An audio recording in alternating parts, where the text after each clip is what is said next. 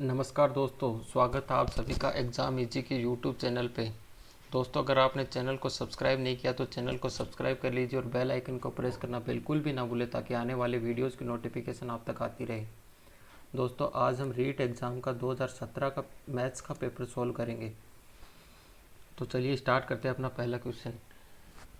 यदि 12 कलमों का क्रय मूल्य 8 कलमों के विक्रय मूल्य के बराबर है तो प्रतिशत में लाभ और हानि। तो इसको करने का तरीका है कि 12 कलमों का अगर कॉस्ट प्राइस है वो 8 कलमों के सेलिंग प्राइस के बराबर होगा, तो C P upon S P का रेशियो आ जाएगा।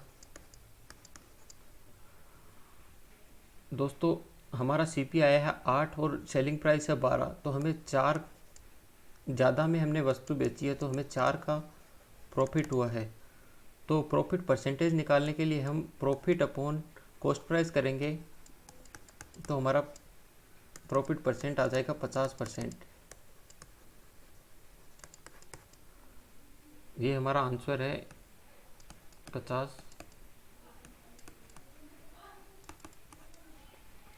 चलो अगले क्वेश्चन पर बढ़ते हैं।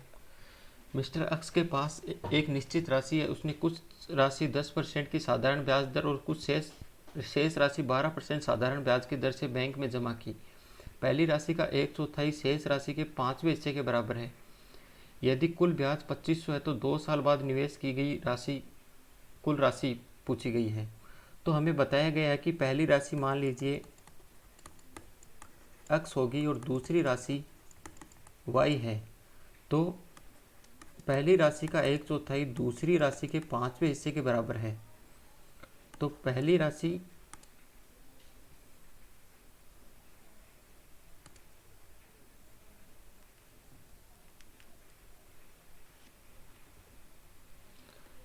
राशि और दूसरी राशि का जो अनुपात होगा वो 4:2 होगा। हमें इसे 40 और 50 बना लेंगे ताकि हमें कैलकुलेशन में थोड़ा सा इजी होगा।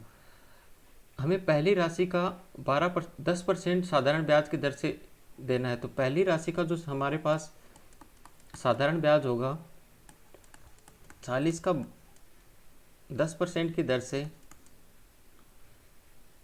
2 साल का साधारण ब्याज पूछा है। तो पहली राशि का साधारण ब्याज हमारे पास 8 निकल के आएगा और दूसरी का अगर हम साधारण ब्याज निकालें तो हमारे पास ये 12% की दर से ये 12 निकल के आएगा। हमें साधारण दोनों राशियों के कुल साधारण ब्याज हमें दे रखा है 2500 रुपये और हमारा निकल के आ रहा है 20। तो 20 की वैल्यू अगर 2500 रुपये है तो एक की वैल्यू हो जाएगी 125। हमें दोनों राशियों को कुल योग पूछा है। योग हमारे पास अनुपात में आ रहा है 90। तो एक की वैल्यू 125 है तो 90 की वैल्यू 11,250। ये हमारा आंसर होगा। 3 लीटर पानी और चीनी के मिश्रण में 40% चीनी है। यदि मिश्रण में 1 लीटर पानी मिला दिया जाए तो नए मिश्रण में चीनी का प्रतिशत पूछा है। हमें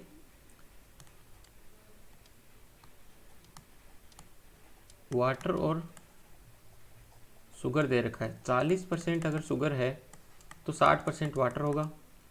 दोनों का रेशियो आ जाएगा 3:2। तो अगर 3 लीटर को हम 3:2 में करें तो 1.8 लीटर हमारे पास वाटर होगा और 1.2 लीटर हमारे पास शुगर होगी। अगर हम इसमें 1 लीटर वाटर और ऐड कर दें तो हमारे पास 2.8 लीटर वाटर हो जाएगा और 1.2 लीटर हमारे पास शुगर होगा। तो हमें शुगर का नए मिश्रण में शुगर का अनुपात पूछा है। तो टोटल नया मिश्रण 4 और शुगर हमारे पास 1.2 लीटर है, तो इसमें उसका प्रतिशत पूछा है तो 30% हमारा आंसर होगा। कबीर 10 रुपये में 11 के दर से पेंसिल खरीदता है। वह इसे 11 रुपये में 10 बेचता है। प्रतिशत में उसका लाभ प्रतिशत। अगर वह 11 वस्तुएं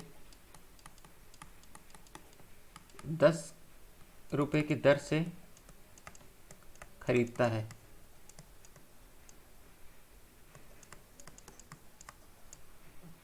और 10 वस्तुएं 11 रुपये की दर से बेचता है। अगर हम समान वस्तुएं खरीदें और समान बेचें तो हमें दोनों वस्तुओं को समान करना होगा। तो इसके लिए हम ऊपर 10 से गुणा कर देंगे और नीचे 11 से। तो 110 वस्तुएं का जो कॉस्ट प्राइस हम खरीदेंगे, क्रय मूल्य, वो 100 है, 100 हो जाएगा। और 110 वस्तुएं का जो विक्रय मूल्य होगा वो 121 हो जाएगा। 21 रुपये का हमें लाभ हुआ है 100 पे,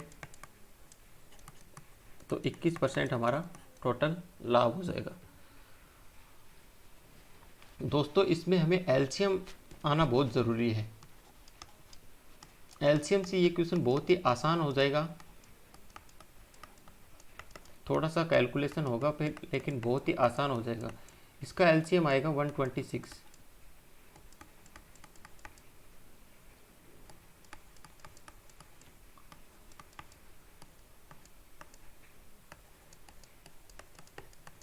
इसको हम इधर लेके जाएंगे।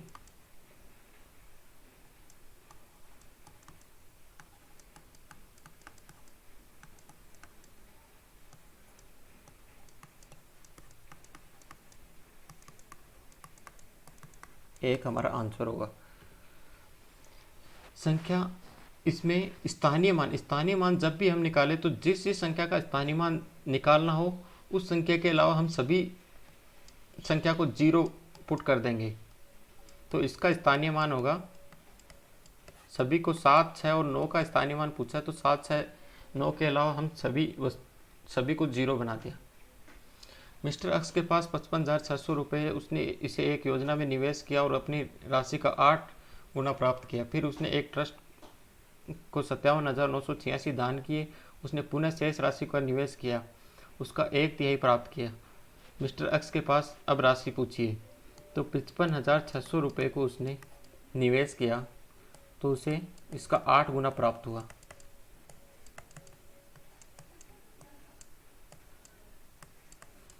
तो इसके पास इतनी राशि आ गई। इसमें से उसने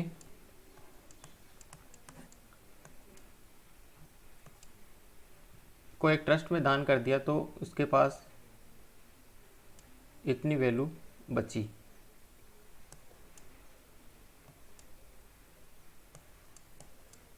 इस वैल्यू को उसने फिर से निवेश किया तो उसे अब की बार इसका 1/3 मिला। तो उसके पास अब शेष राशि होगी इतनी। यदि एक समबाहुभुज में 9 भुजाएं हैं तो प्रत्येक बहिष्कोण अगर निकालना हो तो उसके लिए एक सीधा सा फॉर्मूला है, 360 बट्टा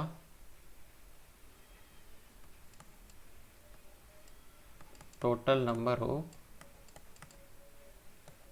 साइड। कितनी साइड है, तो यहाँ हमारे पास 9 भुजाएं हैं तो बहिष्कोण हो जाएंगे 40 डिग्री। एक वर्ग का परिमाप 144 सेंटीमीटर है। यदि एक आयत का क्षेत्रफल इस वर्ग के क्षेत्रफल के बराबर है और आयत की लंबाई 81 सेंटीमीटर है तो आयत की लंबाई और चौड़ाई के बीच अंतर। वर्ग का परिमाप हमें पता है 4 इंटू साइड होता है, तो वर्ग की साइड की लंबाई आ जाएगी 36 सेंटीमीटर। और हमें बोल रखा है कि वर्ग का क्षेत्रफल और आयत का क्षेत्रफल बराबर है और आयत की लंबाई हमें दे रखी है, तो हम इसकी चौड़ाई निकाल सकते हैं। और सवाल में पूछा गया है कि लंबाई और चौड़ाई के बीच अंतर पूछा है, तो अंतर आ जाएगा 65 सेंटीमीटर। विज्ञान, अंग्रेजी और गणित के 3 विषयों की एक परीक्षा आयोजित की जा रही है जिसमें क्रमशः 60, 105, 135 छात्र हैं। प्रत्येक कमरे की बैठने की क्षमता समान है, साथ ही प्रत्येक कमरे में केवल एक विषय के लिए छात्र है। तो आवश्यक कमरों की न्यूनतम संख्या पूछी गई है। तो ऐसे क्वेश्चनों में हम इस वैल्यू का अगर हम एचसीएफ निकाल लें तो ये हमारे लिए आसान हो जाएगा। तो इसका एचसीएफ आएगा 15। अब एक कमरे में हम 15 व्यक्ति बिठा सकते हैं तो सभी में कॉमन होगा। तो अगर 60 को बिठाने के लिए हमें 4 कमरे चाहिए, 105 के लिए हमें चाहिए 7, 135 के लिए हमें चाहिए 9 कमरे, तो टोटल 20 कमरे। एक छात्र के अंक 98 के बजाय गलत तरीके से 108 दर्ज किए गए थे। इस गलती के कारण कक्षा के औसत अंकों में 1/5 की वृद्धि हुई। कक्षा के छात्रों की कुल संख्या, दोस्तों यहाँ वृद्धि हुई है 1/5 की, और ऊपर हमें दे रखी है 10 की, तो 1/5 की वैल्यू होगी 10 और 1 की वैल्यू 50, और यही हमारा आंसर होगा। दोस्तों अगर वीडियो पसंद आई हो तो लाइक कीजिएगा और चैनल को सब्सक्राइब करना बिल्कुल भी ना भूलें। तो आज का सेशन हम यहीं पे ख़त्म करते हैं, तब तक के लिए ओके बाय।